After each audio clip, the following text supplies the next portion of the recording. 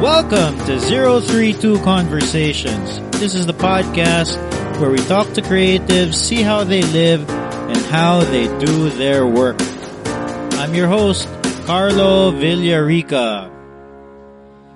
I don't know if you're gonna hear that, but I don't know if you're gonna hear that, but there might be a little pitter-patter outside. It's raining, so it's a little bit dark and dreary right now where I am, but it's nice and cool, so good change from the unbearable heat. But anyway, I'm not gonna lie, this week was a little bit difficult. The wife was in Manila for a few days. She was doing a work thing. She works for AXA, and there was this competition, and she did really well. So she won like a trip or something. So Steph, I know you're listening. Congratulations. But anyway, without her, the week was a bit tough. Like, it was difficult, like getting into my regular routine of waking up early.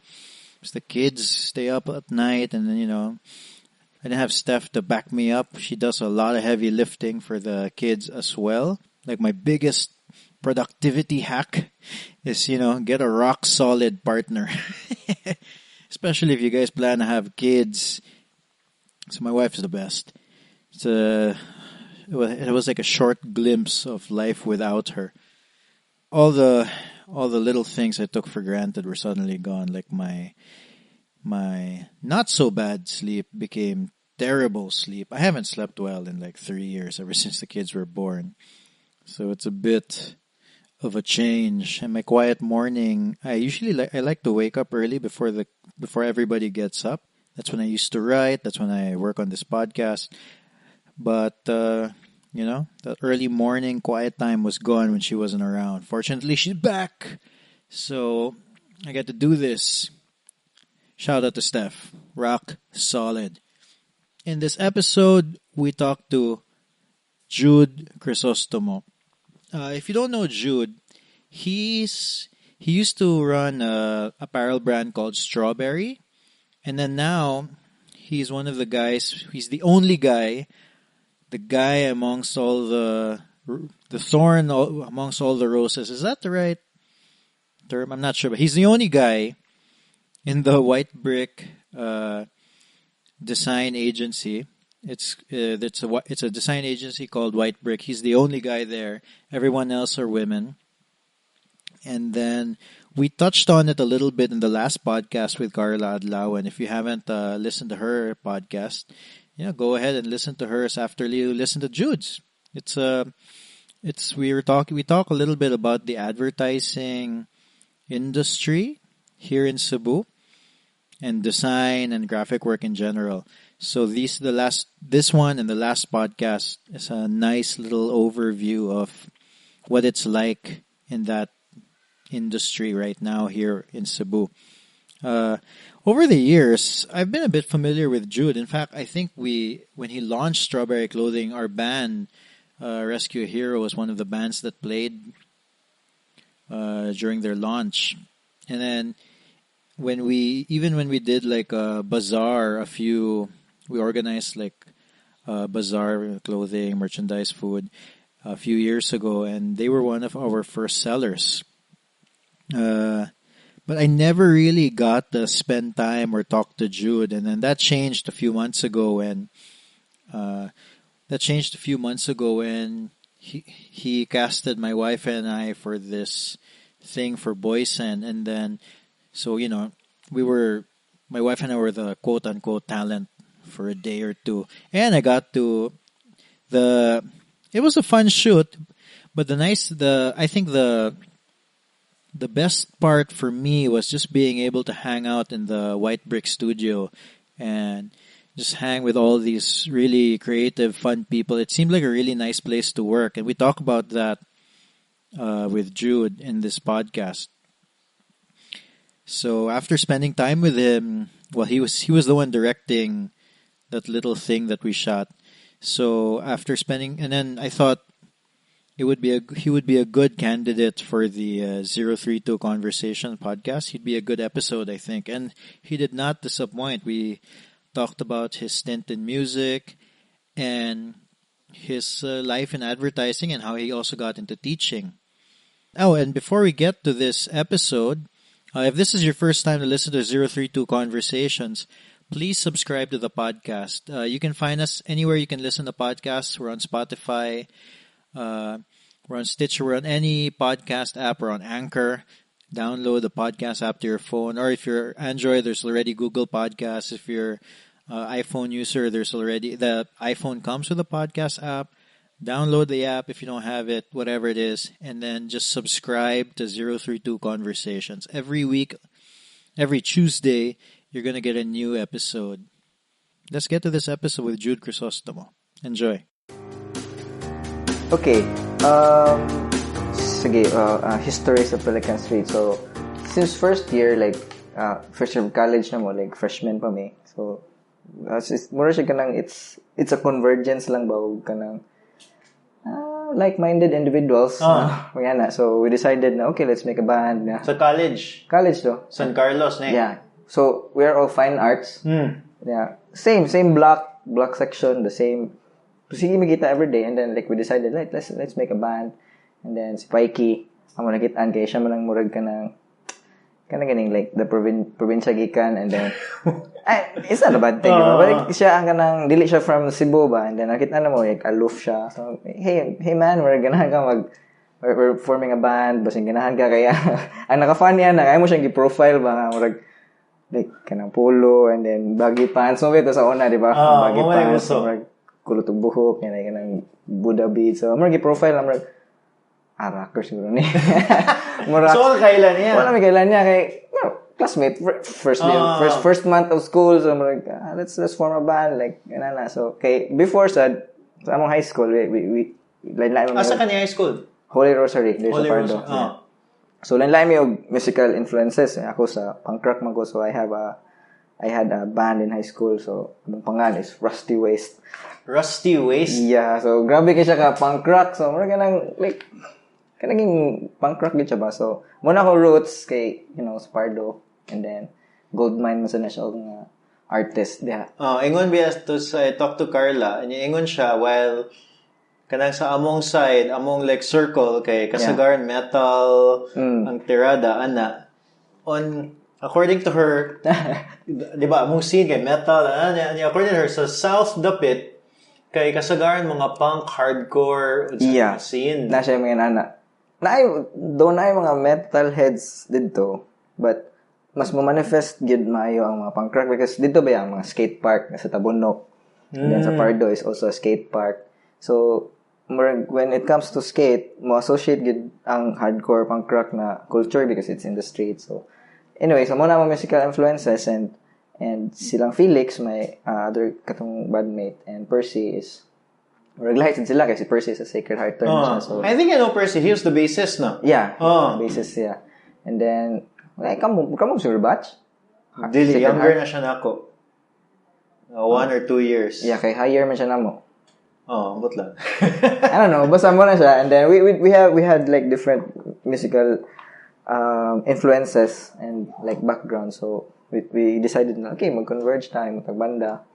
So, at first, sa atong muna genre kay mo bigyan na sa una sa genre na to dapat unique di ba so sa atong quote unquote dapat unique di ba mo bigyan na sa una di ba dapat unique tabay quote unquote so anyway come up with ng influences and then ako kanang like songs and then mo to like magidol si Pykee kay we need a vocal guy kay si Felix di siya ka pasalig ba nga like he wants mo sing and guitar so ngita tawag ka ng vocalist so ngita tag frontman so among ngita si Pykee kay basig rockers ni kay what year man ni so good I think it was 2003 yeah kay first month of college yun mo ba okay so di mo kaila not at all like not one connection so more like fine arts and then by friends na ta because we all look the same. May kay murag na good may mga gigs as late as like 2010 or something. More or less same. Yeah, the last gig we played as a band yun kay around 2010, 2011 kana. And then we murag to ang time nga it was murag na inconvenient na ba nga murag magagad sa mga bandmates. Ni busy naman, nag-graduate na may college and we all have our work. Si Nicolo is busy documenting love. Oh yeah, Nicolo is the drummer. Yeah, no, yeah, that's right. Oh. Busy na siya mag-document og love. Yeah, ako kay like nan ako sa first few stages of my kanang creative career. And then si Pykee also busy sa siya. And then si Felix. And we have different paths. So, decide nga, okay, di man siya like decide good, but it was a unanimous nga kanang mutual feeling ba nga kapoy naman. Kapoy na, yeah. Okay, after a while, kapoy sa good. Kapoy, so since 2003 until that time, sige may play of gigs, like sige may practice, we've been with like bands like Urbandub, like nasinan mo ilang sikat na lang sila, progress na lang sila, and some brands nga ni Dako, and then kami what's my future na to, diba? So, wala may ka-record og album, ever. Yeah, butang, kabantay ko. Like, I think ang inyong mga music naaragit sa YouTube, no? Yeah, live performances. Live performances na. Like, ang mga videos ni Fred, si Bad Burn. Siya man ang tig document na mo before sa Skinny Buddha. So, some of our friends, like, mo-ask sila, kano saan mo mag-record, kano saan mo release ng album, and then, kami wala ba yan na ni cross among mind, but like as musician ba, bitaw, no? Magkatawag album. Wala yun ni cross yung mind, Sharo. Mag-discuss me, album ta, and then mawara gani. So, more saying meaning, dili siya kanang as focus. Di siya as important as what we're doing. Sige, like, record ta, okay, then, wala ra. So, naka-record me og one particular song, kanang film may play sa Monster Radio. Let's see, muna nga mo. What was the name of the song? Mong single na mo. Rain? Anong Rain? Yeah. Rain. So, muna siya, gi-record na mo sa ilang Jad, more pre-1032 pa na siya. Like, it was just a home studio. Dili pa 1032. Home studio pa na siya. Di pagid kayo to studio, guys. Ilang tong sala ang record ng Jad's computer. So, it was an acoustic version. So, it was meant for a demo, like, more practice lang na mo ba how it feels like to record. So, ang funny thing is, thanks to Paulo Varela. Paulo Varela. Ikuha ang copy for some reason. May kabaw, anong nasa Monster Radio. Mo ba? So, wala mo ni submit or anything? Ikuha rin yan. Siya na yung nagsanay. Okay. Momento ang murag, I think that was the peak of Skinny Buddha and among network with Monster Radio, atong sila Paulo. So, Skinny Buddha ba? Dili kay ko, ka-familiar. Dili ka part sa Skinny Buddha? No. But that was more like more punk rock nga production mo ba na? No, dili. Skinny Buddha is, if I'm correct, more siya a collective kanang more siya lain siya nga genre. So, naman to yung metal, na yung mga emo-emo, na yung Pelican Street, kami. Okay. So, dili gid siya punk rock na scene, but lahat man tong SRA kay SRA is pure rock, hardcore punk. Mo to ang high school moments. So, dito mo to ang roots. So, mo tanaw may SRA, like, tanaw may punk rock, and bloody kay siya. Okay, murag, grabe kay lang mo, mag-mosh kid sila, di ba? Kanang, bongga ay gyud. Murag ko nga siya, high engagement ka na lang. Ato lang ibutang high engagement, gid siya nga gig. Yeah. Para kuan lang siya ba, murag radio friendly lang siya kuan. So, high engagement siya. So, muna siya ang roots, but I think Skinny Buddha is different. Kay kuan man siya. More siya more like general music. Oh, like, yeah, a combination na gid siya of different types of music. Kanang similar-ish to like Harakiri Mosh nga she would. It was curated. Do you remember? Do you know Harakiri? Yeah, Harakiri. Murag gi-curate ra gud ni Ate Shaq, like the organizers, like namili lang, like they have a gig unya murag moingon na sila nga more or less mo ni ang theme unya invite din sila bands based on that theme. Yeah. Ang difference sa Skinny Buddha is wala siya theme. Wala ra. Oh, like it's kuan lang siya, like it's mo convert siya kay banda, like Pindot check music, so atong invite them play. Okay. So, siya na ba, this is not to discriminate, but like, if you're a band, ganahan ka mo play, ganahan ka mo perform, and then, like, ganahan mo sa imong music, and radio-friendly siya, or like, pindot siya, then, everyone is welcome to play in Skinny Buddha. So, okay. Wala siya theme ba? Wala siya general theme. We're having a gig this month. Yeah. Kinsa may pwede. Okay. So, I I think ang kanang Skinny Buddha is a different kuan to siya path nga murag niagi ang mga bands dito and then it creates og discipline. Kay murag dito mo to I think mo to ang murag golden age sa murag like diri sa Cebu ba nga right nindot ang timpla o yan kay mo man to like mo man na always ang conversation sa band nga dapat nindot ang timpla dapat crunchy di ba dapat kana more specifics kayo sa sound dapat inani dapat inani mong sound sa drums so mo to na uso na to magdag drums lang yang ilang own snare uban dag lang own microphone so like mo to siya ang like first few changes ba okay before if naka-appeal ka atong scene nga everyone's like using one guitar for the whole gig. Mo ba? Like sa SRA or like a school event. Usa ra na guitar, usa ka bass guitar, and everyone is gonna use that guitar, di ba? Mo ba? Wala siya ang wala man ko like katong nakatukar na ko nga rig like 2007 kani larga man ko. So I don't know if you remember gani kay di ba katong ni-launch mo sa Strawberry Clothing? Yeah. I think it was, I forgot that bar near Sacred Heart Church. Katong na der Kaiserhof, katong bar. Like, it was the launching. Kali 80s. Kali 80s. Yeah, I think na-appeal among band, Rescue Hero ngadto. No? I don't know if you can remember that. I remember ko, of course. Well, no, but yeah, I don't know if you can remember us playing.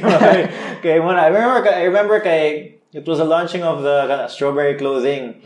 And then that was the first time ko nakadungog ato niya. I don't think we met Jude there. Kay daghan, I'm sure busy kay ka. Yeah. No? So, Promote, can you talk a little bit about how Strawberry Clothing started? Yeah, okay. Prior to that, like I think katong a time that was the last few gigs na lang with Pelican Street. So ako na to silang gikon guys to karta kay it was an event sa Strawberry. So prior to that so you guys played there pagid? Yeah, we played there. Of course. Oh, yeah, I guess it makes sense. Makes sense siya. But that was the second to the last gig siguro na mo. As a band na kay namay itoy time nga si Felix and Pykee performed sa Koa acoustic session lang. Yeah, kita ko ato. Naman na sa YouTube. But as a band, good, I think that was the second to the last time we played it together. Yeah, with regards to Strawberry, it was just more of an experiment for me. Okay, it was a peak for katong kinamdum ka na mga threadless, mga designed by humans. Kana siya nga time. Those websites. Yeah, those websites na submit kag designs. Yeah, so nagthink ko nga if like na designers or ako as a creative na mo submit ko, why not just make my own brand? Diba anong ako man siyang ibutang out there and then like a big corporation mo take advantage ana. So like what if himo na to ang local brand like mag-make ta og t-shirt na gikan diri, gihimo diri and then baligyan sa nato diri. So like it was just an experiment so come up next brand name and bugo man kami so ay mo lang unsay makita na mo sige Strawberry mo na so you chose it mo ba? Yeah, so there was no particular reason ng anong ginganlan na mo sa Strawberry so like okay sige game so amo siyang giname so mura gud kanang fresh from college and then bugo kayo di ba kanang walay direction ba so why branding sense so like okay let's create a brand na muna siya atong pangalan. Pero I'm sure nga I'm sure nga kanang that was probably one of your first real forays into branding. Yeah. Kay daghan gyud kay kag even with the band, no? Daghan gyud ka ma-learn in terms of kind of messaging. Yeah. Well, the more pagani with the clothing because you're trying to sell a product. Yeah. With a band kay like I know at least from my experience being in a band like kami more or less lingaw-lingaw ra gid to. Wala may goal to sell. Parehas ta. Oh, di ba? Like, Mark, that's the feeling that I get from you guys also. Sa Pelican Street. Lingaw-lingaw ra gid. Lingaw-lingaw ra gid. Yeah. Like, but once you start having a clothing brand, gasto biya ka. Yeah. Ayo. Gasto biya ka. So, like, there's an intent to sell. Yeah. You know? So, like, I'm sure daghan kay ka nakuha ana just from that experience. Of course. No? Daghan jud kayo. A lot of things good like since we started sa strawberry, mura gid siya, it was just an experiment like butang tag kwarta, himo tag brand, and then eventually we learned the lesson halfway and that was the turning point sa like ako ang pagka-particular with brand. Like diha na siya ni nangugat ba nga if you come up with something, if you want to sell something, if you want to make a product and put it out there to the world, kailangan gid siya dili lang like whatever unsay mo first makitaan, then that's the brand name. So dapat gid mo siya i-think through. So I think that was the start na I changed the identity of strawberry. So ever evolving man ang brand. So I scrapped the graphic ish. Because in the beginning, graphic graphic man to siya. So I scrapped it does not work. So di na ko siya i-push nga parehas sa uban brands na graphic. So akong gi-change. So I started with cut and sew.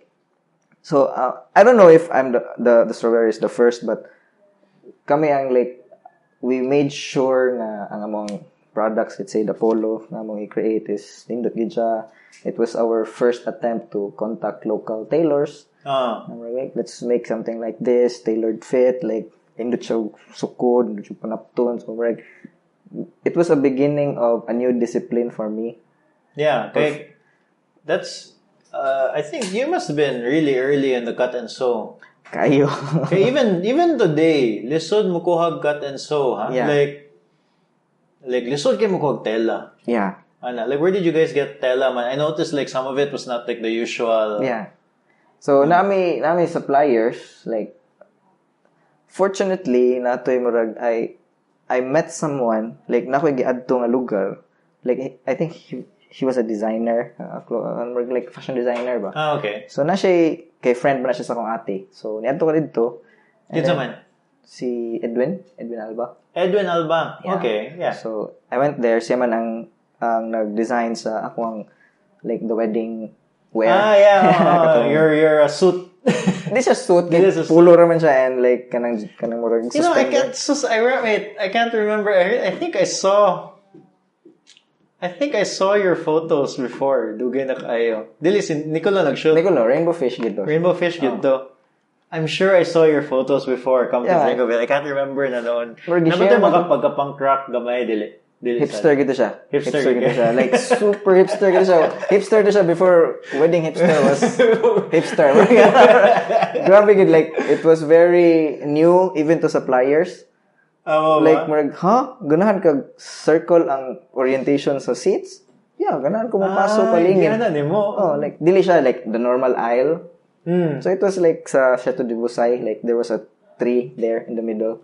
Katong na murag portal something. So ko ganahan ko this spot, ganahan ko ituyok ang mga chairs. Ang Chateau de Busay nga crew. That was the wedding ceremony. Yeah, the wedding ceremony. So akong gipatuyok So akong gibuhat kay then again, ingon man ko nimo, strawberry was the start of a new discipline for me. So the wedding was an output of it na meticulous jud kay go to the teeth bang like even the chairs gi-count like unsa siya ka tuyok, unsay distance sa tuyok, so dapat inani lang number of chairs para masud siya. So dili ako matawag og groomzilla because di man ko masuko, so ako na siya sure ka. So ako lang gina, okay kana siya dapat inani ang tuyok, so duha ka tuyok then good na. So then wala koy entourage. Wala ka nag-entourage. It was just a best man and kanang maid of honor. And civil man, so mayor and gawan. So okay ra. And then I think it was just the most hipsterist wedding siguro. All the sound, the kanang music sa wedding kay puros hipsters. Like indie songs nga wala pa kadungog mga tao. Even yan na gud ang wedding planner. Pwede ko mangayo sa imong playlist. Go ahead. Asa ka gawa sa imong playlist?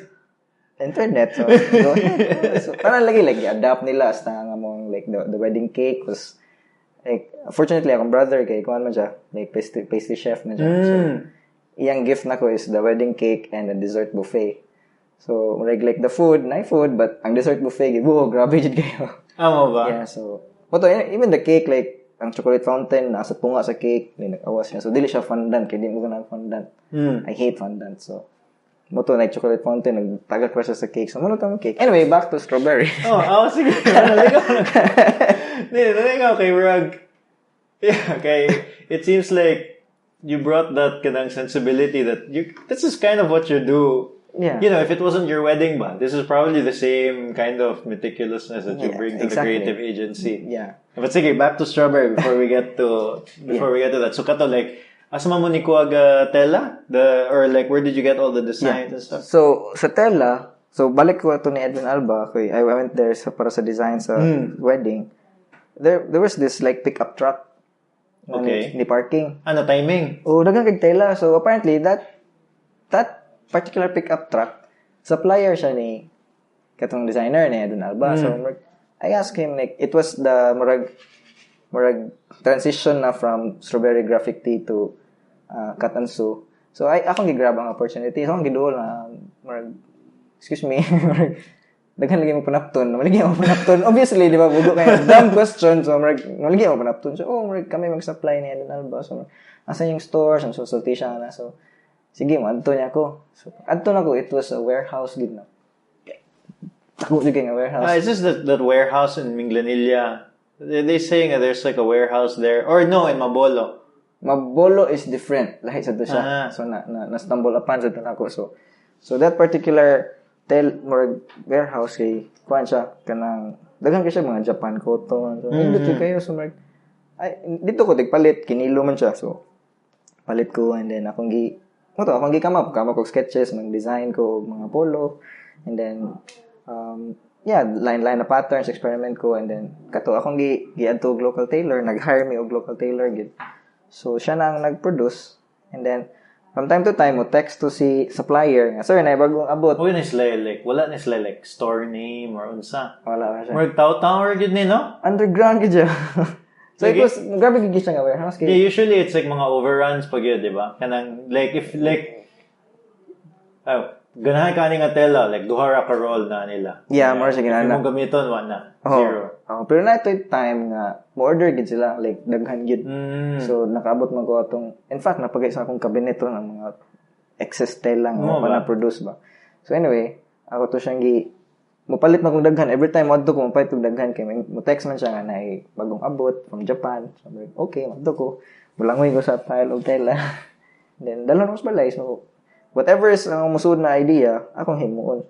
So, from cut and sew, akong himo, rebrand ako si Strawberry into cut and sew. And then, I realized na, what if, kaya di man gid mo bagay si Strawberry nga brand for men. So, di ba, I told you nga, it was the start of me being meticulous with the brand, di ba? So, di man gid mo bagay si Strawberry for men. So, it was a bold move. I shifted Strawberry from men to women. Kaya kabantay ko na ay mga ladies wear, dresses, ana. Yeah. So, gi-shift na mo, it was, para nako successful siya for us. Para nako successful siya. Nindot siya, it fits for the brand. It fits, everything fits ba? But I think the timing was it's not right because it was the peak of Bangkok clothings. Kanang people were bringing it in. Surplus, like, mapait ka bangko, kanang like, kanang mga tiyanggi-tiyanggi. So, it was a peak of, ingon anak nga behavior, and then, like, girls, like, ilang behavior is quantity over quality pa man to. So, like, the idea of exclusivity nga, okay, that's just too precise, kinani nga design. So, wala pa to siya. Dili pa siya mo click. Because even the ladies wear, kamo gid nag-design, kamo nagpapatala. So, with regards to the fabrics and the production, ako in charge with the design kasi Alexa. Of course, babae man siya. Yeah. So, akong gi-shift from me handling Strawberry, akong gi-put ang weight ni Alexa nga. Siya na ang in charge of creatives adto, and then ako is more of the marketing and the operations itself. So, I think that was also a stepping stone for me nga mo venture into business. Okay, before, marami siya ganang what were you doing there before? So nag-college ka 2003? Yeah. When you graduate ka, 2008? No? But like, Strawberry was 2010. So you just had a job before Yeah, that? ako job. Kauban ng Chad, kauban ng Pykee. Tama ba? Yeah, so after graduation, kauban ng Chad sa Playtech. So it was a good company. Dito ko naka-learn og some disciplines sa advertising. Kay, Like the skills, ana. yeah, kay naman mi sa marketing services, and then whatever is ang masud sa utok sa kliyente, kami mo trabaho, kami mo execute sa the discipline of kanang hatag og project during end of shift. So lingaw siya. That's where you got like your is that where you were able to cultivate your like photography skill, your graphic design skill, ana? Yeah. Sa photography wise, ganahan gid ko ana na field since college. So I wanted to pursue that dream. Photographer ko, and then I even like started wedding, so kami Nicolo kuhaan ko niya as assistant. Amo ba before? Murag kapoy ko kay dili kay nako siya type of industry. Wa man ako gibilito, but nindot na siya, but di kay nako siya type of service. You're just not the right person for it. So murag ako siyang gi-give up, and then akong equipment kay akong gi-change from like particular kay kong mga lenses, so akong gi-change to minimal equipment, and then nipalit ko mga lights. So dito na to siya akong learning na sad, bago sad siya nga learning to into photography, like commercial na siya, more product oriented. More manipulating light, so it's kind of different but, and then that's parallel with my day job. Mag-learn ko while nagtrabaho, and then pag strawberry ako nang gi-apply into our product photography, among marketing collaterals, so ako na siyang gi-apply. And at the same time, you got some entrepreneurial chops kay lahi ra gyud once you're kanang nagdawat ra kag sweldo. Yeah. Lahi ra gyud once you're the one really nag-worry na ka sa bottom line. Kayo kay mura man to, like okay, ni-quit na ko sa job, wala na akong trabaho, wala ko monthly wala ko monthly income. Allowance. So man bato na ni, sige, what unsa may nabilin diha nga kwarta? Sige, atong i-invest na ni. So it was a start na murag self-sufficient na ba? Sige, ako na ang magbayad for myself. So, makahappy ba yan? Nag-run kay mong business, na nagbayad siya sa mga lifestyle. It was just a minimal lifestyle though. And then, kato. But, prior to that, katong pag-shift na mo atong women's wear na, dito naman siya nagkabulilyaso because the finances, di na siya mao, the sales is volatile na kayo. So, I decided to take a job again. So, for the next 3 years from 2011 to 2014, nag-day job ko to balik. Parallel siya sa akong photography, na-learn ko, and then the same sa strawberry. So, ako rangi, low-key na lang siya. And then, kato, Trendfest, na-end up ko sa Trendfest, and nalingaw rasad ko. So, it was a good naka-join? Gani ka, what's this? Zerothreetwo nga bazaar. Oh, kami nila Uzi, di ba? Lingaw ba ito siya? Yeah, ganay ko sa first one. Wala to nausab, no? Nausab for a while, but honestly, it came to a point nga murag kapoy kay siya. Kanyang, like, namay, ginan siya. Pero like kanang kapoy kay siya. Imagine, ikaw mag-event, di ba?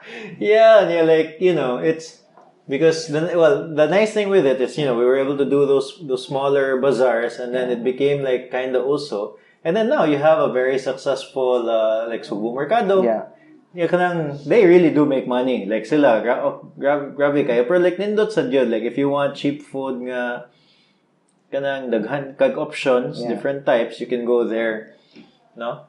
Pero but in the beginning, when we did it, lingaw kay siya, but after a while, kapoy na. Yeah.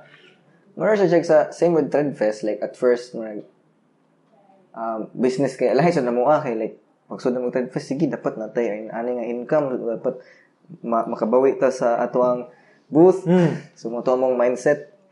Eventually, like, screw it, like, enjoy lang na so, magdamig, mo join me sa Trendfest for the sake of joining Trendfest, like, as a collective, like, kanang choice.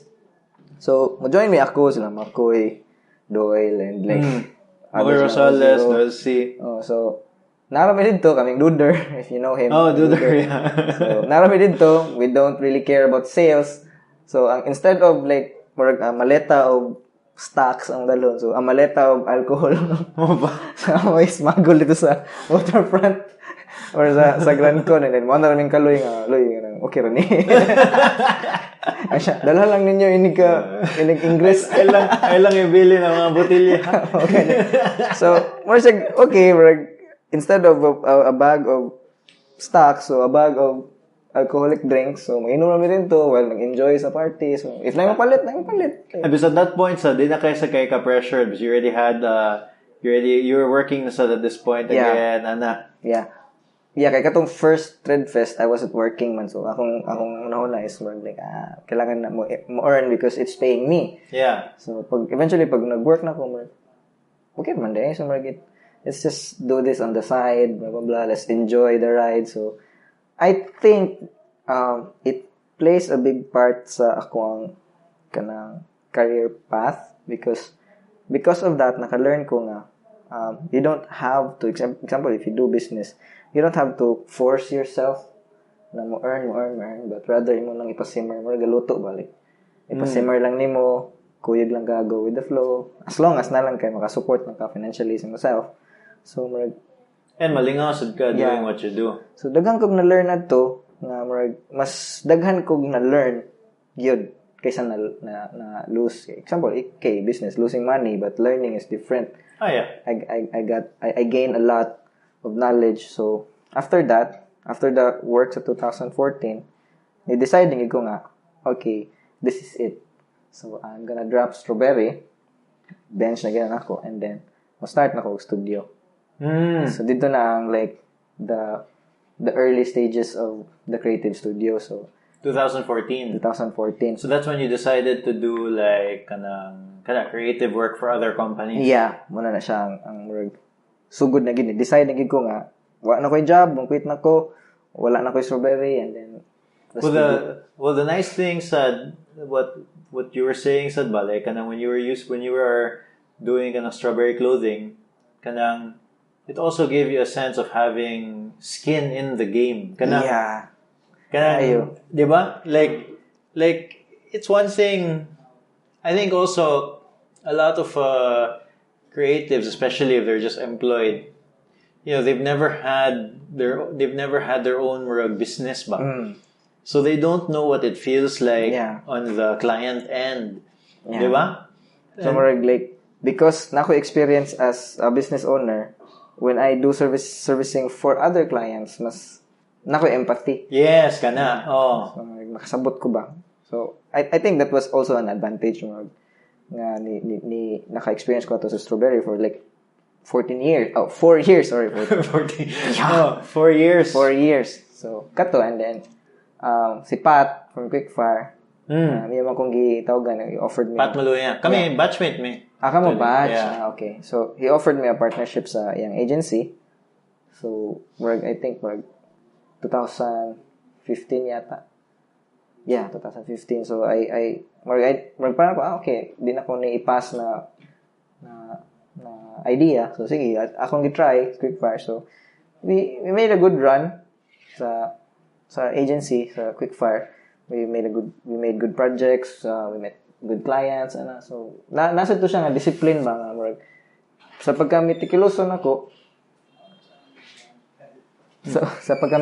nako, mas ni-meticuloso pa gid siya. Ni-double pa gid siya because, again, it was a serious business na nakoy partners, incorporators, and then, kailangan gid ko mas disciplined, and then, we're paying ourselves, na gid, so, mas stricto na siya, so mas ni-double akong akong attitude, akong character nga meticuloso, and then suddenly that was the parang a dark time nga murag nag-depression ko or something. Yeah. I think na burnout lang siguro. Okay. Yeah, because in the between that katong 2008 to 2000 between graduation to Strawberry, namasad ko incident ato. So, it's like a depression or something. So, nag-live ako sa Turtle's Nest. So, it was... okay. I didn't know that. Yeah, murag narang ko dito. Murag ka na, why, gibuhat ba? So, my life. So, that time, so, murag na, I beat it. So nibalik lang to siya pag 2017 or 16. Yeah. So that sadly I called it quits. With quick fire. Yeah, may akong pat, like I think it's time to drop the hat ba.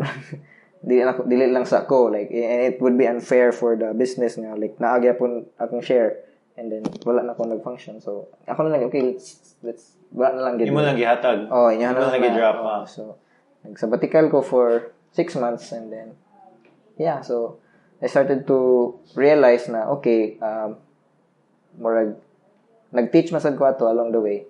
Kaya katong pag since quick fire nag-teach masad ko. So, we'll get to that. I want to know how you got into teaching. Yeah. And sige. Anyway, so after quick fire, nag-sabbatical ko 6 months and then I decided again na okay, mo balik na jud ko sa studio. Like it's entirely creative work, dili na pina-agency type, like creative work na gyud. So yeah, sige, wait, before you go. Si Carla, she explained this to me, no? So, of course, now we are in the offices of White Brick. Okay. Okay, we'll get to that. Yeah. No? So, correct me if I'm wrong. Yeah. No? Okay, si Carla explained this to me that, so, White Brick is not an advertising agency. Yeah. Okay, it's a boutique creative studio. Boutique. It's a boutique creative studio. Yeah. Now, when she told me that, I was like, what's the difference? I don't know what the difference is. So I assume you decided to get back to creative work, but there were certain tasks that you decided you will not take. Yeah. Correct? Yeah. Okay, so what is the difference between an advertising agency and what White Brick does? Okay, I'm not sure if I'm correct sa difference, but at least for what you guys do. Yeah, sa among na understand is the difference between an advertising agency and a creative boutique is sa advertising agency mo engage siya og consultancy work. Let's say idea, and then the idea approve sila, and then mo engage sila og lain supplier to execute their ideas. And then aside from that, so mahuman na tong certain project, but si agency is ma-retain siya with consultancy work lang. So creative gyapon siya, but naa siya mixture of consultancy work, and aside from that, full service siya. So we can run like media planning, we can run like example if mo need si client, it doesn't matter if kinsa mo buhat, but i-absorb na agency na work. Like kami na bahala na tanan. Then wala na kay worry. Okay. So like it's a full. Let me try to say it in words that I can understand. Yeah. And when you say consultancy work, it's very vague to me. Okay. So an advertising agency, it's like a full-fledged, like a one-stop shop. So if I'm a company and I say I want a yearbook, whatever, it's something that you've never done before, but sige na lang. Yeah. Magpahimo ko yearbook, no? So including na so how to market that yearbook, how to promote that, on sa mga how to activate, how to launch, blah blah blah. So everything, not just creating the yearbook. Yeah. So executing on the campaign. Like, the campaign itself. So muna siyang agency work. So I think na burnout ko na because it's more of a di kina ko makontrol ba. You're at the whim of your client. If your client wants this, it's very hard for you to say no. Yeah. No? More ginana. Just to simplify.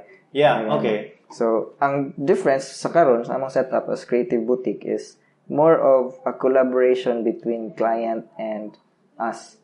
So, dili siya nga murag mo na siya. For example, for my client mo na siya nga ganahan ko og brochure or ganahan ko i-redesign ako ang menu.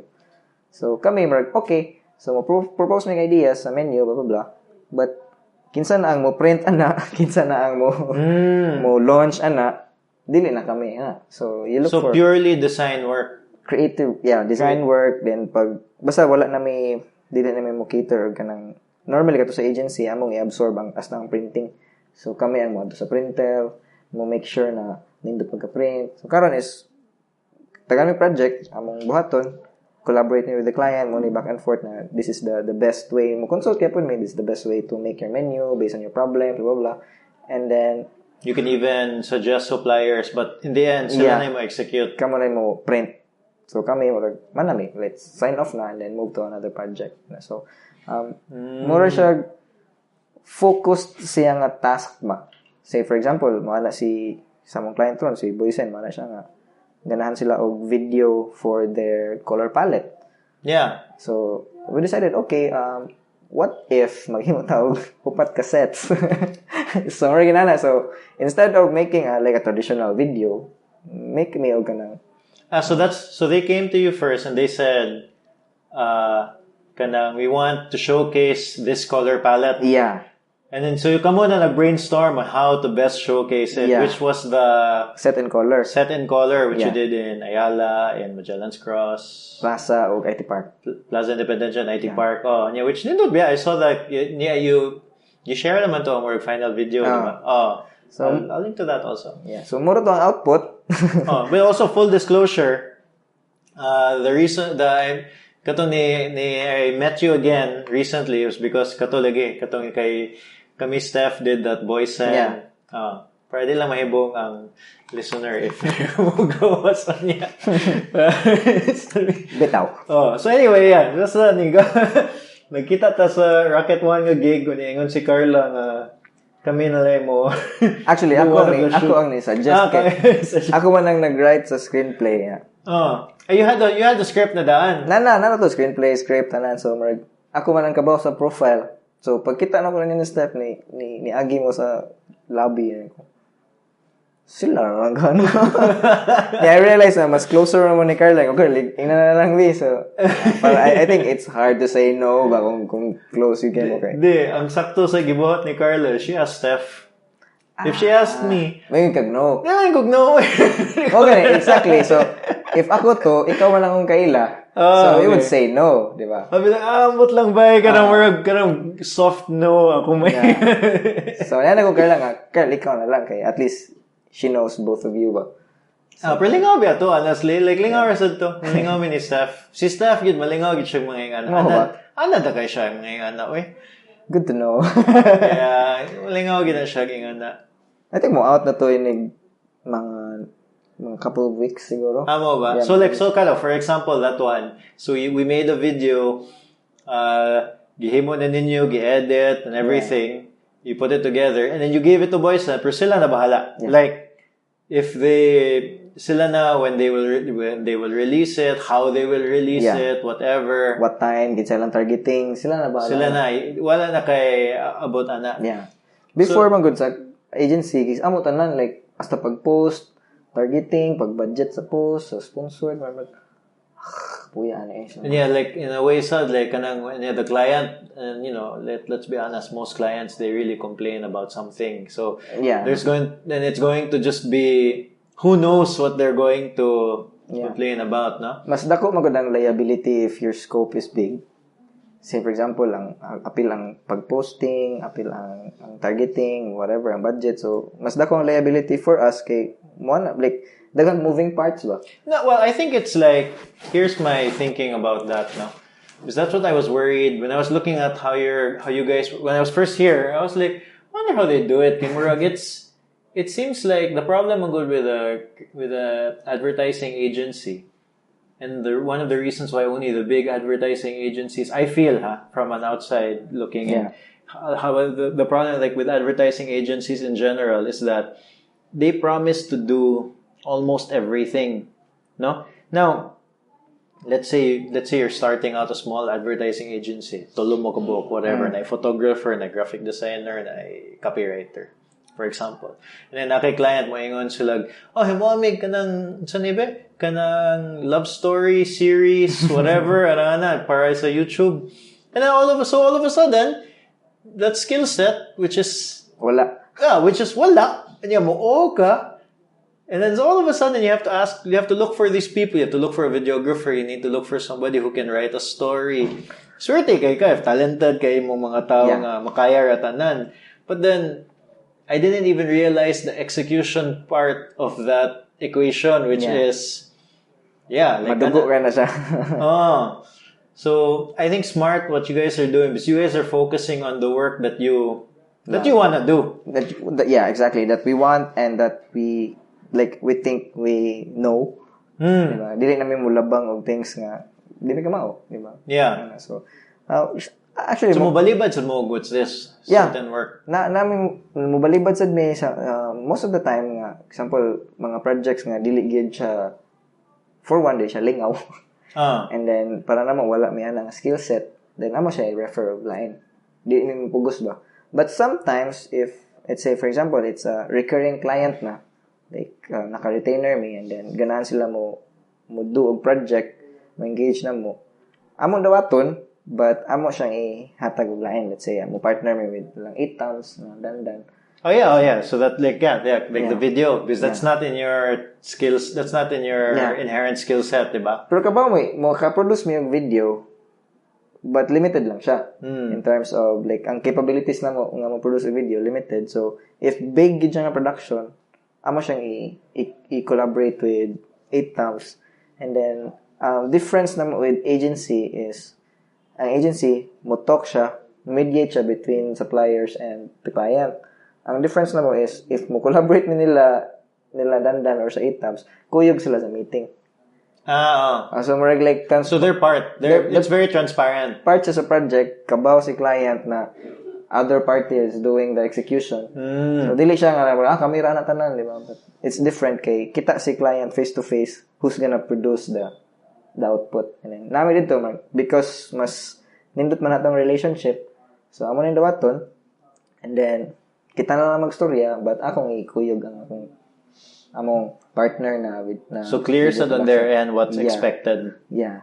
So kana lang, and then I think para nako it worked. Kay mas comfortable naman sa si client kay nami didto makita sila namo, which is na may rapport, and then na new faces among gi-vouch for, then I think ang collaboration is nindot siya ba compared sa murag moagi pa mo funnel pa og usa ka organization and then another which is I think another challenge a lot of times for advertising agencies. Like they have an accounts person, diba the typical agency is the accounts person talks to the client, and then the accounts person talks to the creatives and then relays, diba? Mediator gid siya. One of the struggles there is that sometimes there's a lost in translation thing there ba. Sometimes na siya may ano. So most of na ang like I got this feedback from a client niya na siya nga he prefers na in ani ang setup the way we are kay mo talk siya directly nako, and then knowing na nako'y background sa creative industry, like I know how to do things, mas comfortable siya kay right there and then maka-decide man ko how long this will take, how much the project will cost. Like, diretso ba? As compared to, like, magpadara kag tao dito, and then, mo na lang, I'll get back to you, sir, and contact. So, mas para nila, mas efficient siya. Kaya kung nako dito, maka-decide naman ko. Right there and then. Because I think si Trixie is the accounts person, diba? So, I asked her kanina how it works, and she said nga, she's the accounts, but like in the meetings, you're usually there also, diba? So, ang setup na is, ako ang first meeting to close the deal, and then, mawa na din ko.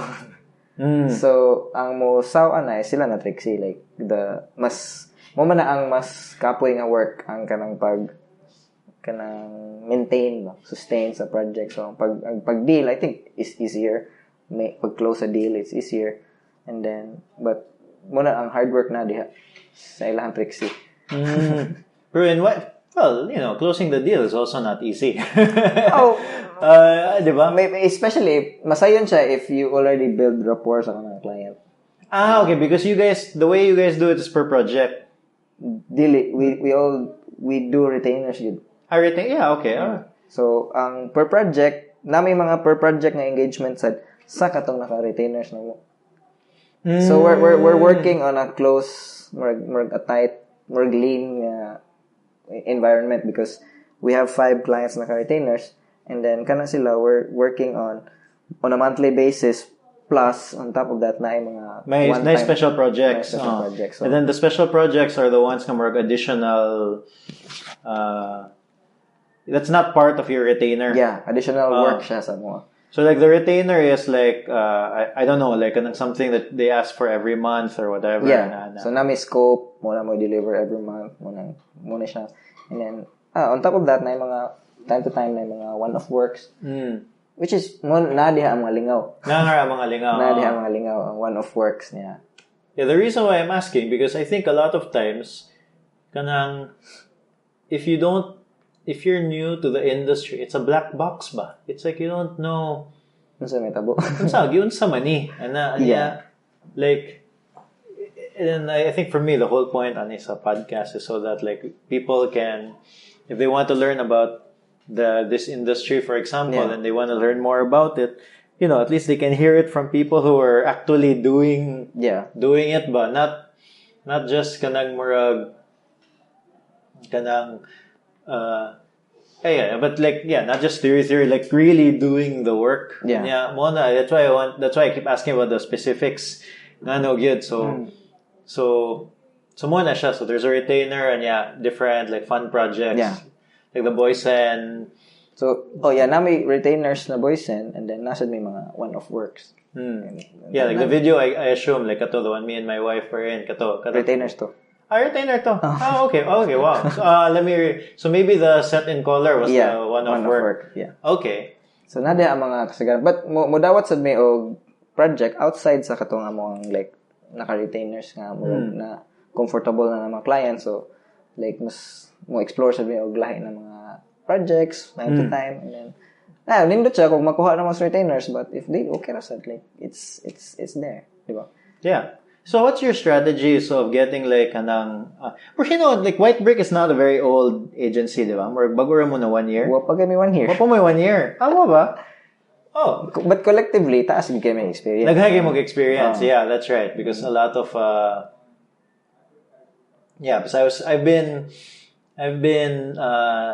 kato when we were doing the shoot you're just when you're doing the shoot and you're the quote unquote talent. Really, I didn't do much. But you're just sitting there just waiting half the time. And while I was there, nagsigir ako bantay sa mga tao. And it seems like number one, you can tell good nga these are people who know what they're doing. But nindot sa kay siya ganang work environment. Ako nabandayan. Is that something that's really important? Yes, of course. It's always a challenge to maintain a good working environment. In terms of like employees, the people you work with. So, ako as like the managing director, the challenge here is to keep the people together. Like dapat walay kanang away, walay kanang miscommunication. So like just keep a happy vibe ba. Everyone is welcome. Like everyone is my opinion. Like everyone has to say. Okay, and everyone feels heard. Yeah, so. Exactly. Like dili feels heard, but madunggan gid sila. Like if nasa opinion, okay, let's try this. Okay. If it doesn't work, then it doesn't work, diba? Because the way I manage things based from my learnings before and my like corporate experiences, bureaucracy begets kanang murag unproductivity. So murag kanang dili siya tungod kay bureaucratic ang imong organization, unproductive yung mga tao. When you say bureaucratic ang organization, meaning daghan kay red tape, daghan kay kanang approve ni kuan, approvals. So kapoy kay ba? So what I did sa kaning White Brick, it's murag it gi-restructure siya. Well, wa siya gi-restructure because mo man ang structure gid ni White Brick to begin with. But for the creative industry, gi-restructure na ko siya into instead of vertical, gi-parallel, gi-horizontal. So everyone is equal.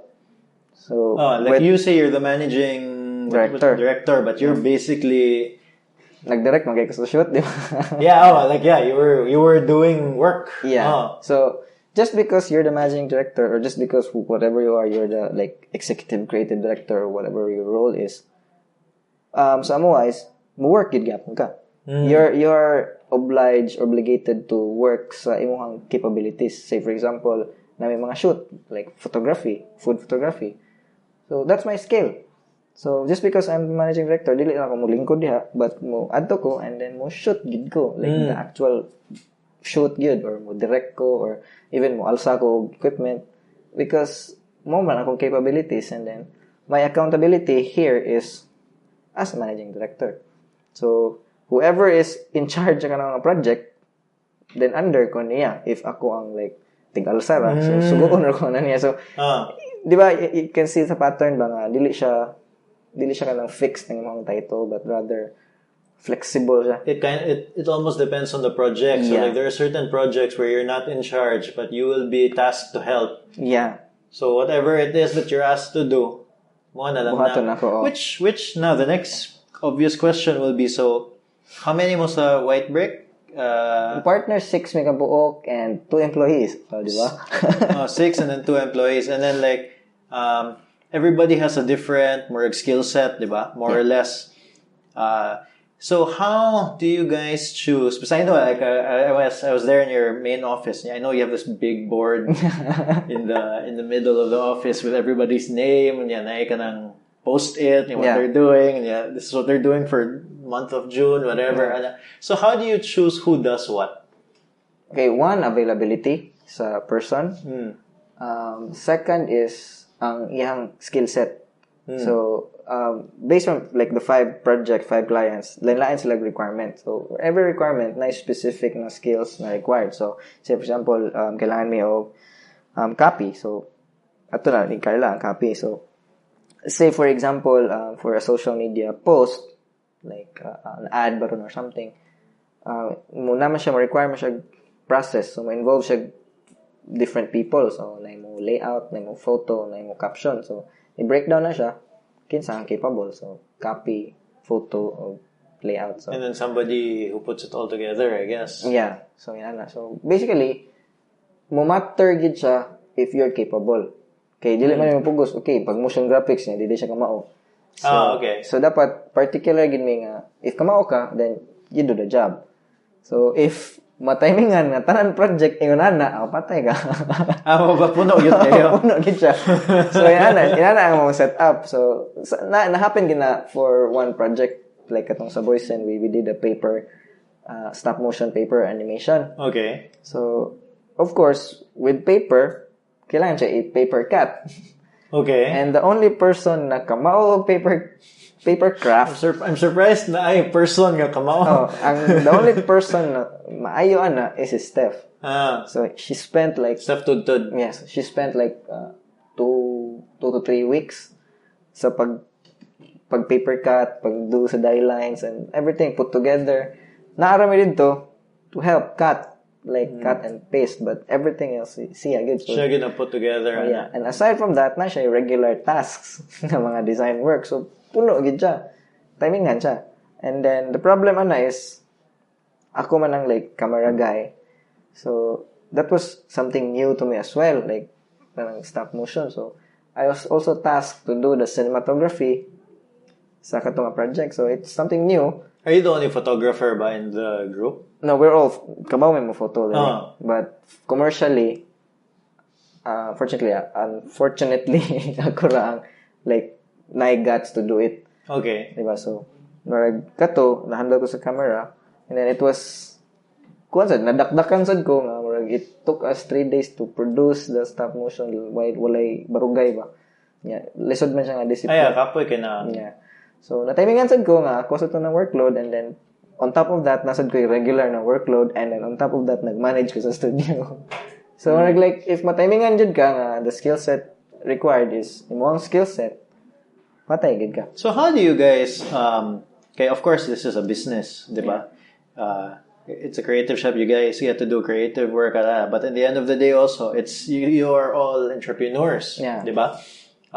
So, how, considering that that's how you guys divide the work, no, how do you guys divide like kanang like yun sa manan ninyo gisweldo ra mo tanan like na sweldo na so doesn't matter what the work is everybody has this predetermined amount that they're going to receive. So aside from partners, may employees pud me. So Oh, I'm on business. So. Actually, I think that's a mistake, man. Not what you're doing. Like I met like a lot of small business owners, and even what kami in the beginning was that the mistake is you don't treat yourself like an employee. So like, and then you don't. I think also a lot of times you don't pay yourself early on. Okay, mag-sacrifice lagi ka kay mo na lagi. You want this to work for the business. Oh, but like ako na realize if maglisod gani kag kaon, maglisod kag kanang pay or rent, whatever, wala na kay motivation. Well, not just the motivation. How can you run a business if you can't take care of yourself? Exactly. Diba? So, muna, like, before... No, di na to. before ni begin gid si White Break, like, before gid mi niingon na, okay, let's put up a business together. Niingon gid ko nga, kailangan kita mo decide pila tong sweldo. So, mo gito, like, kababa ka nga, duha ni ka studio yan, emerge. Sige. So, how did White Break get started? It was... we're two different studio. Let's say silang Steph and Carla, 1521 man sila. And then ako, post Quickfire. Naghima mayo ka tong 25th house. So, short-lived ra kay siya because nag-rent me the exact space. Kani siya mo. Like, let's start let's start with a small studio space. This room. So this was... exactly. Okay. So, 25th house na siya nga studio, and then silang Steph dito sa Ubus. They were already down there. Nasa dito, and then murag, I don't know, murag it was just murag serendipity or something. Murag it so happened nga we're renting the same area, and then something going on sa 1521 na mo require gid og kanang problem solving. So the solution there was nag-merge me into one business para mo ma-absorb ang kind of work because Steph is going away to UK to study. So, wala na yung manage nila kasi Steph man ang managing director for 1521. So, ang goal is mo-merge me para iniglagan ni Steph. Ako na ginang mo-manage yun. But, this time, napama si Steph, ako ra gyapon ang manage. So, merging na ba, like, but before everything else, they decide gid nga, okay, this, sa 25th house, this is what we're paying ourselves. So, akong gitanaw is how much are you paying for yourself pud dito. So, amo siyang gi-align. Kay di man ko pwede nga like mo adjust gamay dako whatever. Basta ako is I maintain a lifestyle mo ni siya ang akong dapat ma-earn. And then kita tanan mag-align na ta. Yeah. So, para transparent, so align me and then everything else. So, before you guys even made White Brick, so you had a meeting. Finances. You looked at the finances right away already. I assume nana mo clients at this point. You guys weren't starting from zero. Yeah. It's hard to set a salary if wala pa mo revenue. Si 25 na may clients. Sila po nasa sila clients. So we both have different clients. We both have different projects. So we both have different services. So ang experience is from an agency workman. So akong ma-contribute kita to sa 25th house is more of the strategy. And then si Alexa, more of the design and execution. So, luoy kay siya ito nga time. But ako kay more of the operations magid ko. So, pag merge na mo, I think it was a good thing for us na complement kidang trabaho. Kay dili na ba ko mo design. Like, last na kong gunit og Photoshop. Like, I don't know, pila ka years ago. Mo ba? So, wala na gid ko ka-design ever.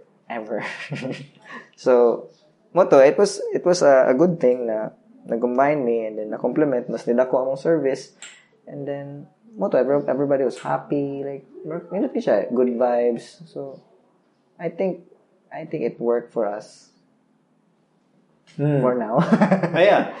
But like me from an outsider looking in lang, it seems interesting. Okay, number one, you can tell just by the way people talk to each other ba. It's a nice work environment, number one. And number two, I got a sense that people did have a different set of skills. So, from clients, for example, if they wanted certain things done, it's easier to say yes because automatically you'll be like, may man si Stephanie, may man si Lexani, may si... like, daghan kay options ba? Exactly. No?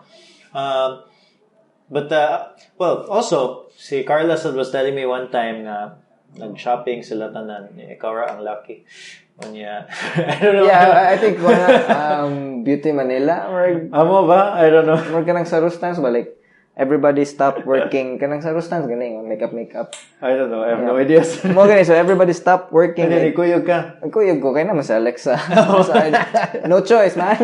So yeah, so like it's very obvious once you walk into the studio and you are the only guy. Yeah. So what's that like? I mean, at least it's a different, you know how, di ba, kanang you read online all the time ba, murag, kanang in the workplace, kanang like women, okay, that's the nice thing with the studio because it's very obviously pro women. Like there's no, wala gender bias rin. well, gender bias a little bit towards the male, kay isar man. Bitaw. No, but how's that like? How's like where this is me coming. I grew up with two sisters. I never had a brother. And I think it's something new to me because not with two sisters but three ni brothers. Mo ba? And then sa akong barkada puros pa lalaki sa high school. And then fortunately I grew up nag-study ko in a co-ed.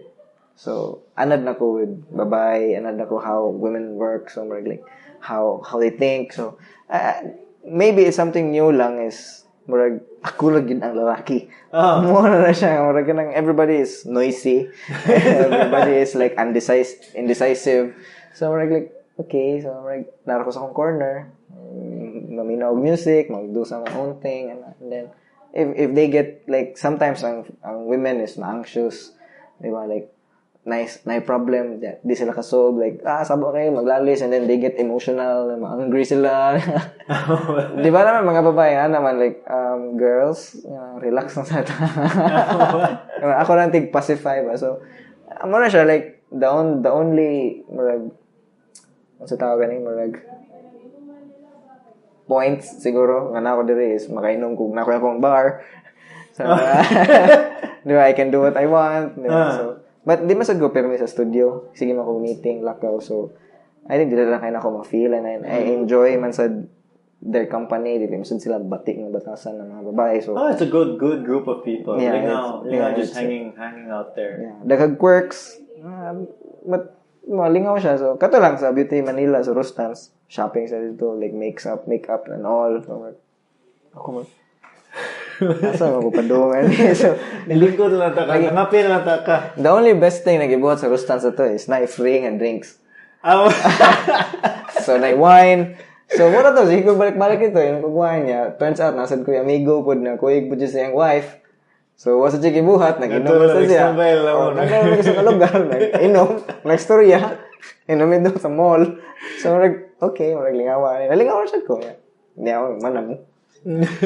Mana, okay, ato na ta. Lingaw ba siya? Nindot siya. Like, I feel like nindot mo kanang group of people ba? Yeah. No? Well, we're running already like an hour or something ba? But like before I'd like to touch a little bit on, so ba you teach in San Carlos? Yeah. What do you teach? Art direction. Art direction? Yeah. How long have you been teaching? Since 2015. Since 2015. Yeah. Okay. How did you get to teaching, man? Okay. Miss AJ, the chairman, is my teacher before. So, like, I think they were looking for someone mo teach of photography. It so happened na nagtrabaho pa ko ato at one time. Yeah. Ako siyang gibinuangan good, ma'am. Like, gitawag teacher photography. Like, joke ra good niya. Niya siya nga, ba, apply this. So, like, wala ra good. Ako lang ikalimutan. And then, the time nga like I wala na ko job katong 2014 and I was making a studio na and then pre-quick fire. So Ma'am AJ ni communicate siya like the need of teachers good. Yeah, naka-mention man daw ko ato long ago. And I go, okay, jokingly, but okay, sige, I'll try. So ni-submit ko and then nadawat ko on that same year. So ni-teach ko but hoping na like akong i-teach is photography lang like because it's easier man. So mo to iya kong gitagaan instead of photography iya kong gitagaan og graphic design na subject. It's kind of new to me because dili ba gid ko graphic designer for a long time. Like I was ang naandan ako nga work is mag-direct man. Mag-direct and so graphic design kanara mga aqua like nalogo sa strawberry yan ginagmay ra. So dili gid kay ko murag expert sa graphic design kay dili man gid na ako. So more management man. So but then I took the challenge. So the most challenging part of teaching graphic design is kana ganing you're in the industry deep enough na it's too hard to go back to basics. Okay. Like you're teaching young kids, and then it's hard to like unlearn all the things that you learned, and then imo siyang itudlo sila in a basic sense. Na money, and then ang imo is ibalik na sa nako dito sa studio or sa agency kay kailangan ko mo revert back to. It could even be like the language that you choose. Like sometimes you just say something. If you're talking to a designer here in the studio, I also don't know what words you use. I'm not a designer, but like you could say something like, "Oh, ana lang na," like example, gradient something, or what's an example? I don't know. Okay, example like maghimo may og concept. So amo man i-deck. So like i-deck lang na diretso, but if you talk to students, you need to explain. Unsa nang deck? Okay, so balik na sa ka. So like kana ba? Lisod siya because it's a second year subject, and then you need to unlearn those jargons. Kailangan ka mo watch your language nga dili gid siya complicated sa kids. So I think murag okay ko nga teacher, but not that like super. Because murag I mean murag nasag ko yung mga short falls pa ba nga dito sa ni fall short pud ko ato nga subject. But pag move na ko og art direction, it was easier for me. Because that's what you are. Yeah, because that's basically what I'm doing. So I can tell them jargons na because mo naman siya basically mo naman. So easier na siya ang playing field because na ko in the middle. Dili na siya. This is after like your first year of teaching, gimove ka. Yeah, first 2 years na ko graphic design ko, then gi-transition ko in the middle atong semester. Nagtudlo ko one class ng art direction. So it was a testing ground for me. Malingaw big ko sa art direction. Then eventually, ako na ginang nag-handle sa art direction. So I made like several like activities and different like exercises, workshops, and like course or mga subject something. And mo to, like I think dito ko mas happier ko ato nga nag-teach art direction because mas lingaw man siya i-teach compared to graphic design. So yeah, kana na siya. But also, the students, daghan sa gikay sila ma-learn in a sense nga murag at least they're learning from somebody who is doing it now, good ba? Yeah. And then because you could maybe as early as 10 years ago or maybe 15, I'm not sure, but like 10, 15 years ago, there was no digital cameras. Like it was really different. Kaayo. Diba? Yeah. That's not a long time if you think about it. No? So at least, I'm sure like, and then as early as 5 years ago, I'm sure there were no companies asking for advertising work for online. Yeah. Which now I suspect is that's what most companies need ask for. Diba? Gakuha na siya left and right na digital, online, Facebook, social media. Okay, sige, diba? sige. So at least you have that context. Yeah. Ako sa this, for me, one of the reasons nga akong gi-accept ang teaching challenge is not to teach, but to learn. Because I think nakadiha sa mga bata, the young people, young minds, different like perspectives. So makakita ka nila ba, you can learn from their language, you can learn from their trend, makabaw ka how they think. So that's true. Mas-size up nimo, say for example, you have a project, basically sila ba yung target audience. So for certain projects. Yeah, so it's easier for me to gauge or size up na okay, I know these people, muna sila ang mga young people, so it's easier to communicate because naka-learn ko from them.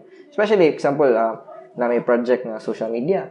So, my students give me insights na, sir, muna niya ang bagong trend, muna na siya ang high engagement ng mga posts, so, okay, so muna na, trip na nyo ron. Diba? So, okay. So, muna siya akong i-present sa client. These It makes your work better, so yun. No? Yeah. Aside from... Or more effective. Yeah. Aside from like mag-teach ka, like nag-unload ra ka og learning, nag-take in po. Sige kayo nakuha. Yeah. So, marag, dili pa siguro kung makakita nga muhawa ko teaching. Like, I would stay there for like bisag 1 day lang to teach. Okay. Daga kag ma-learn it actually. Like, yeah. So, muna akong ganahan. Like, I like to learn magid a lot. So, bahalag unsa na siya nga cost. Basta mo-learn ko, okay. Yeah, I'm sure daghan said good. Like, there has to be a big advantage kanang running a creative agency, and then you have all of these students who are in the creative field. Yeah. No?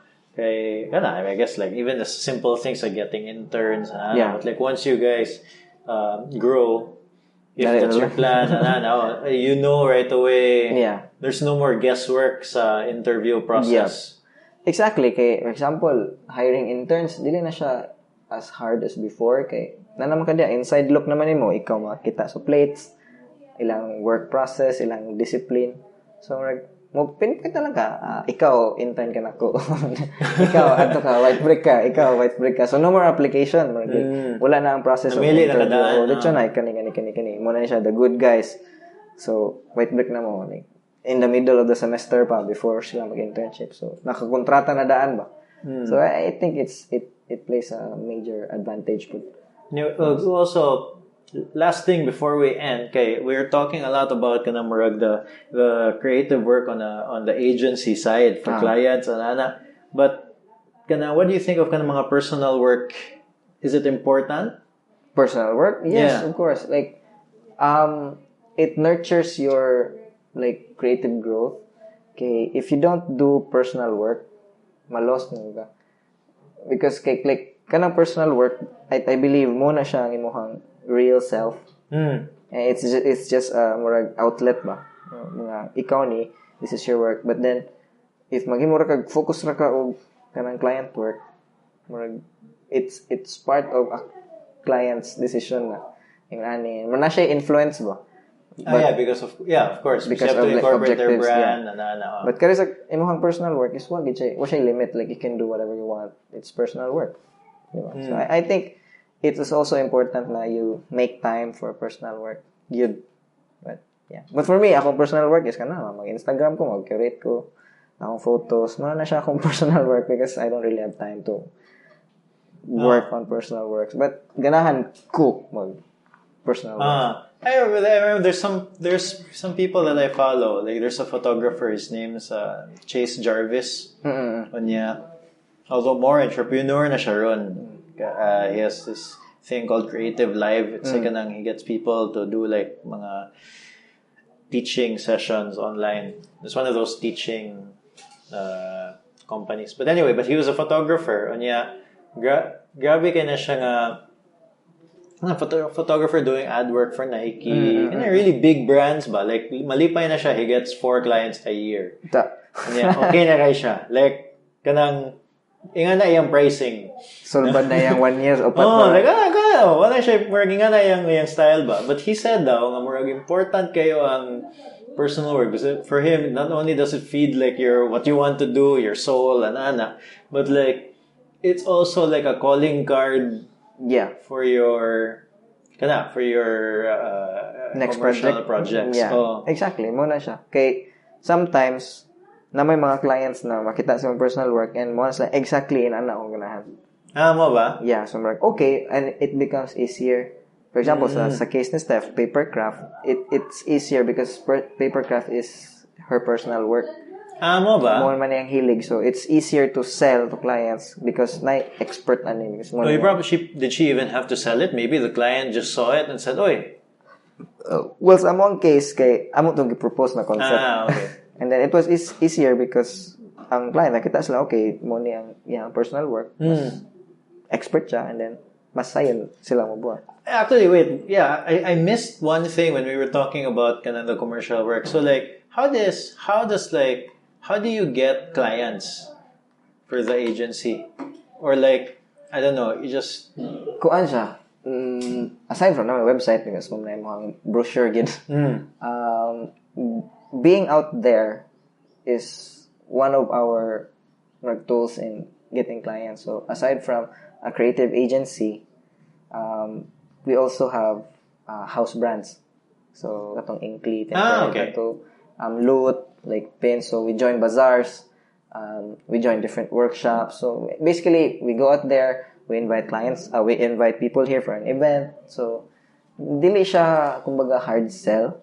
Yeah, like we did a Pecha Kucha event here. Yeah, so kana siya nga effort.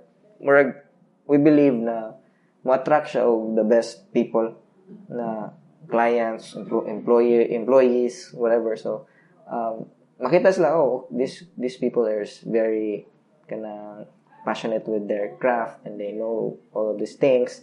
So ganahan ko mo work with them. So dili gid me kanang the normal creative agency nga send og email. Like cold calls ba. Yeah. Wa pa mi naabot anang point. So we're like fortunately Samoa is more of like manawag lang. I saw your blah blah blah, I saw your website, I saw your event blah blah, or someone na mong na-meet on a bazaar, itagaan ako business card and then mag-meet ugma na okay. So like so that's how you guys have been able to do stuff like that. Yeah. So I think ang ni-do sa work for us is ang amo aras ang capability, like mag-event me kana amo house brands. So it's I think mo na siya ang core in attracting clients amo. Yeah, I know kay like what we do for Zerothreetwo, we have mga client work, mga social media postings, that sort of thing. And yeah, I noticed yun, the ones nga na so like nan may mga clients, and then there was like last year ganahan ko nga murag sige ato na padaghan ana, so nagsige na ko kanang sales cold calls pang email ana nya makakuha biya gid ka client, but I noticed they don't actually last very long. Murag sometimes like murag indecisive sila ba, or like ma-timing lang kanang maybe na timing lang, they just didn't last very long, or like they have internal problems in their company, whatever ana. And then the ones that last, then katupag beginning of 2018, I looked at all of our clients. I was like, the ones who lasted the longest, what do they have in common? Yeah, what they had in common was more, they were all through like personal connection somehow. You know, like they found out about us through the website. Kana more, there was a real connection, not just like a sales call ba. Yeah, moto. So then, number one, the sales calls they're so time consuming and kanang maka-destroy sa akong soul. Kayo. Grabe ka. Ang rejection po. Yeah. So I decided we'll just do something else na lang. Yeah.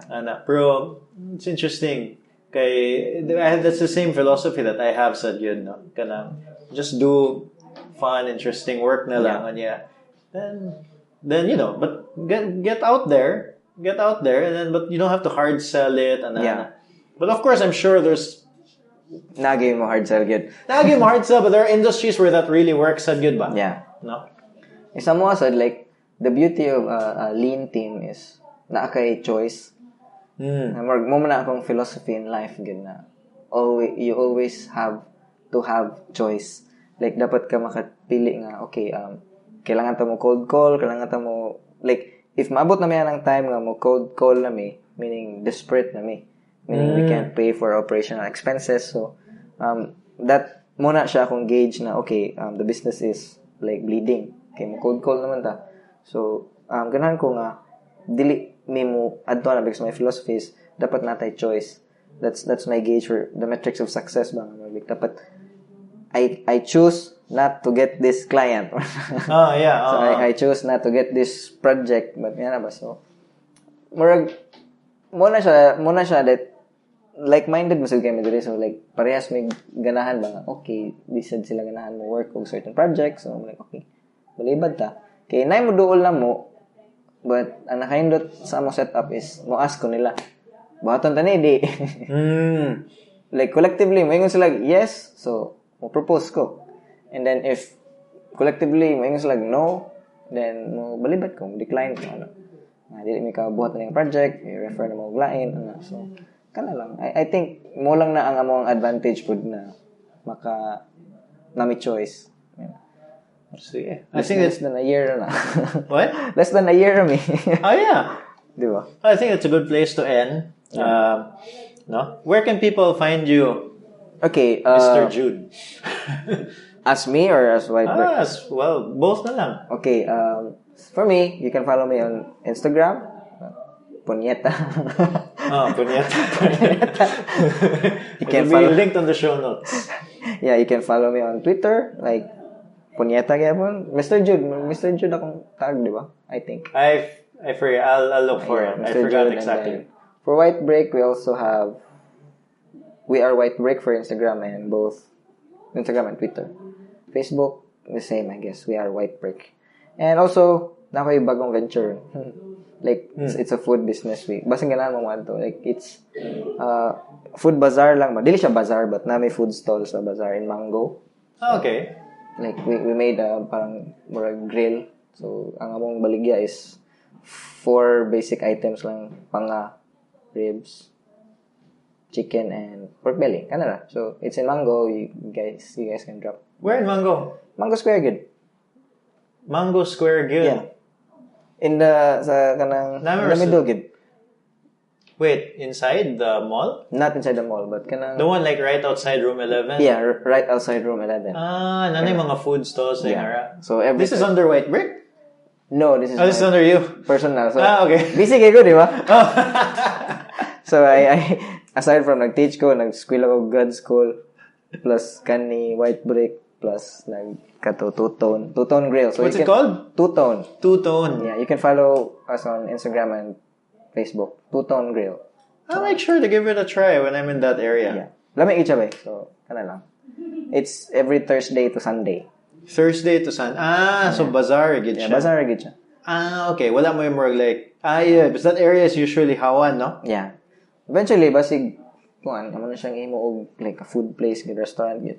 Probably. So, it's something outside food sa White Brick, eh. You know, like, based sa atong conversation, ganahan kay ko mo go outside sa akong comfort zone. So, yan na siya. Yeah. Anything that, like, makalearn ko something. Okay. So, yeah. Sige, thanks, bye. Good talking to you. All right. Good talk. I hope nalingaw ka. I hope nalingaw ka. Ako'y paong, ha? Sige, sige.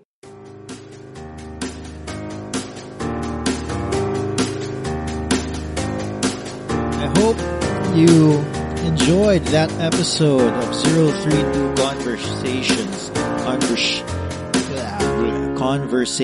032 Conversations. Yeah, I really enjoyed talking to Jude. He was a lot of fun to hang out with. I don't know if it was clear in the pod. We had like a shot of like Johnny Walker. Not my usual drink. I'm more of a beer person, but I'll drink whatever my guest is drinking. And for me, I learned a lot, especially about the advertising, marketing industry here in Cebu. I particularly enjoyed that last bit in the podcast where he talks about success as having I'm not sure if he used the word success, but like having the ability to choose is really important. And I wholeheartedly agree with him. For example, like a lot of people look at money as having the ability to choose. Obviously, if you're having a difficulty paying for food, paying for rent, for the basic necessities in life, then you don't have a lot of choice. But on the flip side, if all you are doing is tied down to doing something you hate, but for a lot of money and not having the time or the energy to ever use that money, then at the same time you also don't have the choice. So there's some balance somewhere there in between. Of course, if you're earning a lot of money and then you still have a lot of choice, and great, good on you. I applaud you. But that's something that I think we forget. How important is the ability to choose in your life? Are you able to choose? Or are you forced to do things that you don't want to do on a regular basis? And how do you get out of that? I'd like to hear from you guys. If that would be something interesting. If you have anything to share, feel free to email us at info@zerothreetwo.com. You can even send us a voice recording. We can include you in the podcast. I'll figure out a way. Maybe I can share a link in the show notes so you can send out a voice recording for easy access. But I just use your phone, record it, send us an email at info@zerothreetwo.com if you want to share something. Or if you have any questions about anything, feel free to send them. If you enjoyed this episode, please leave a rating on iTunes or share this episode on social media. It'll help us get more listeners and will allow us to make more shows. Every little thing helps, and I'm still figuring out ways to make sure we can do this regularly. Right now, I'm still grinding. We don't make any money from this show, but eventually, hopefully we will in the future. Hopefully we'll find ways to do so just so that we can continue to do this. If you want to hear more from me, I have a newsletter called Monday Musings. Just go to zerothreetwo.com/Monday. It's sent out every Monday with links or things that I found interesting in the internet. And a lot of people seem to enjoy it, so I like sending them out also. That's one thing. The music from this podcast is Piano March by Audionautics. If you haven't yet, subscribe to this podcast, 032 Conversations. I'll see you next Tuesday. Bye!